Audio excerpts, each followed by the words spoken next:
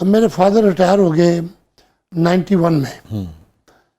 ان کے پاس جو گاڑی تھی سرکاری وہ واپس چلی گئی. تو اب گاڑی ان کے پاس نہیں تھی.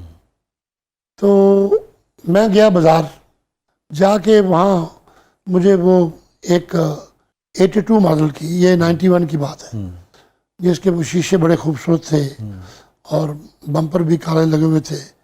تو مجھے اچھی لگی وہ. میں نے اس وقت 3 لاکھ روپے دے کے اس سے گاڑی خرید لی اور لا کے اپنے فادر کو دی.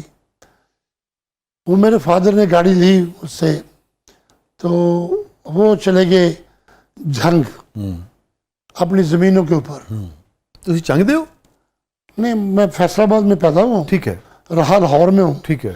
تو جھنگ میں ہماری زمینیں تھیں. ٹھیک ہے. میرے فادر کو ایگریکلچر کا شوق تھا. اچھا. تو وہ چلے گئے ادھر شاہ جونا. ہاں. تو وہ جب واپس آئے ہیں 2-3 دن بعد، تو رات کو 11 ساڑھے 11 بجے کے قریب آئے ہیں. تو وہ میرے 2 پورشن تھے ہمارے گھر کے، وہ میرے گھر میں آئے. تو آ کے مجھے انہوں نے کہا کہ یہ گاڑی نے مجھے بڑا خراب کیا ہے. میں نے کہا کیا ہوا؟ انہوں نے کہا یہ راستے میں پنچر ہو گئی ہے. تو مجھے وہ پنچر خود جا کے چینج کرنا پڑا. وہ اتفاق سے ڈرائیور نہیں تھا ان کے پاس، وہ جوش میں خود ہی چلے گئے. تو اکیلے تھے واپسی پہ بھی. ابھی کیسے میں نے وہ چینج کر کے وہ چلنا چاہا تو ابھی 8-10 کلومیٹر میں چلا ہوں تو ایک اس کا اور جو ویل تھا وہ بھی پنچر ہو گیا. اب اٹ از ویری ڈیفیکلٹ، وہ میرے لیے مشکل تھا کہ وہ میں اس کو چینج کرتا. میں وہ اسٹپنی وہ جو پنچر تھی اسے لے کے بس پہ لے کے گیا ہوں، شیخ پورہ تک آیا ہوں، گاڑی کو لاک کر کے وہاں سے پنچر لگوایا ہے. تو میں پھر واپس گیا ہوں، وہ پھر میں بھول گیا. تو میں نے ان کو دیکھا، ان کے چہرے کو وہ رنگت ان کی اس وقت یلو نظر، جیسے تھکاوٹ کے آثار تھے. تو میں کافی افسوس ملتا رہا کہ بھی بڑا افسوس ہوا. بار کیا کھانا شانا ان کو دیا تو وہ ان کو سلانے کے لیے بھیجے گا، آپ جائیں چلے جائیں اپنے بیڈ روم میں. تو 1 گھنٹے بعد مجھے خبر ملتی ہے کہ ان کی طبیعت خراب ہے. تو میں بھاگا گیا ان کو، تو وہ ان کو چیسٹ میں پین ہو رہا تھا. تو میں ان کو لے گیا ہاسپٹل.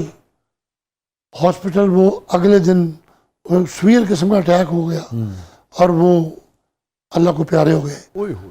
اور جب وہ آئے تو مجھے بڑا اس بات کا رہا کہ دیکھیں زندگی موت کے فیصلے تو اللہ کے ہاتھ میں ہے، اللہ نے لکھا ہوتا ہے. تو وہ مجھے آج تک افسوس ہے کہ میں 3 لاکھ کی سنی برانڈ نیو نہیں آ رہی تھی اس وقت، میں انہیں برانڈ نیو گاڑی لے دیتا. میں ایسے ہی وہ لے دی ان کو. تو وہ ان کا راستے میں پنچر ہونا، ایک فٹیک ملنا، دباؤ پڑا ان کے اوپر. تو وہ مجھے اس کا آج بھی غم ہے، افسوس ہے کہ یہ ہوا ہے. اور اس میں باقی اب جو اللہ کو منظور ہے، یہاں سب نے جانا ہے. تو پھر یہ اپنے دل کو دلاسا دے دیتا ہوں کہ اللہ کا فیصلہ کچھ ایسے لکھا تھا. تو یہ ہے ریگریٹ میری لائف میں. ہار جیت تو لگی رہتی ہے، میدان میں ہوں گے تو ایک نے جیتنا ہے ایک نے ہارنا ہے، غم اور خوشی ساتھ ساتھ چلتی ہے. لیکن یہ جو ہے میرے فادر کا کھو جانا، اور کھو جانا پھر ایک دن فٹیک کے ساتھ ہوا ہے. وہ اگر فٹیک نہ ہوتی تو وہ شاید وہ میری فیلنگز بھی اسی وجہ سے ڈسٹرب تھی. حالانکہ جو اس کی بنیاد تھی وہ تو ایک بیٹے کی سعادت بندی تھی کہ میں اپنے والد کو ایک تحفہ دوں. وہ نیت میں تو یہی تھا، نیت میں تو یہی تھا. نیت میں یہ کب تھا کہ یہ پنچر ہو، نیت میں یہ تو نہیں تھا کہ اس کے دونوں ٹائر پنچر ہو جائیں. تو بہرحال یہ واقعہ ہوا ہے. یہ آپ نے بالکل صحیح فرمایا چوہے صاحب. قرآن کی کچھ آیات کا مفہوم ہے کہ اور تم نہیں جانتے کہ جس چیز کو تم اپنے لیے اچھا سمجھ رہے ہو اس میں تمہارے لیے خیر نہ ہو، اور جس چیز کو تم اپنے لیے برائی سمجھ رہے ہو اس میں تمہارے لیے خیر ہو. تو ہم نہیں جانتے کہ کون سے ہمارے فعل کا نتیجہ جو ہے وہ کیا ہوگا، اسے اللہ ہی جانتا ہے. مگر ایک بڑی اہم بات یہ ہے کہ قومی ہیرو اور اتنے کھیل اور ہار اور جیت کو فیس کرنے والا ایک آدمی جب وہ اپنی زندگی کی یعنی کہ 70 سے اوپر کا ہے مگر اس کے باوجود بھی اس کے اندر یہ ایک سینسٹیو بیٹا جو ہے اس کا ایک دکھ جو ہے وہ تازہ ہے کہ باوجود اس کے کہ میں نے ایک اچھے کام کے لیے کیا تھا مگر میرے باپ کو اس کی وجہ سے تکلیف پہنچی اور وہ سو میرے خیال میں یہ جو فیلنگز ہیں آپ کی یہ ضرور لوگوں تک جائیں گی اور جو لوگوں کو یہ احساس دلائیں گی کہ اپنے والدین کے معاملے میں نتیجہ تو آپ کے اختیار میں نہیں ہے مگر بہت حساس آپ کو ہونا چاہیے. بالکل. اللہ تعالیٰ آپ کے بزرگوار کو جوار رحمت میں جگہ دے. اس رات میں کوئی خاص بات کو خاص جملہ کو ایسا اس مکالمے کے دوران ایسی بات جو آپ کے حافظے میں رہ گئی ہو. میرے فادر نے وہاں جب وہ ہاسپٹل میں گئے ہیں تو وہاں ایک انعام ربانی صاحب حیات ہیں وہ ان کے پاس ان کو بھی اٹیک ہوا ہوا تھا. ابھی وہ حیات ہیں پنجاب ہاکی کے وہ سیکٹری رہے ہیں تو وہ چونکہ ہاکی سے لگاؤ تھا اس کو جانتے تھے ان کو پتہ چلا تو وہ ویل چیئر پہ بھی وہ اس کے پاس گئے ہیں اس کے کیبن میں وہ جو ہوتا ہے نا یہ پلاسٹک کا آئی سی یو. ہاں آئی سی یو اس کے پاس گئے اسے. اب وہ مجھے بتا رہا ہے انعام ربانی نے مجھے بتایا کہ آپ کے فادر جب میرے پاس آئے ہیں اگلے دن تو انہوں نے میری گال کے اوپر اپنی گال رکھ دی ہے اور میں نے محسوس کیا کہ ان کے آنسو جو ہیں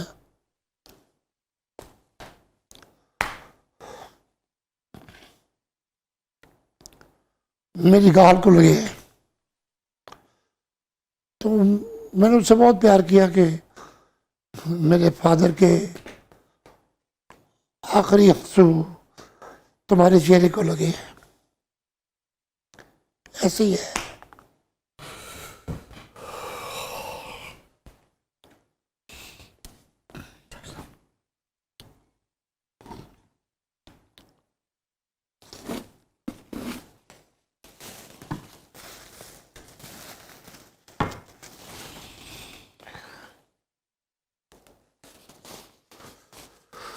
پیرنٹس تو پیرنٹس ہی ہوتے ہیں چاہے بندہ جتنا مرضی بڑا ہو جائے باپ تو باپ ہی ہوتا ہے.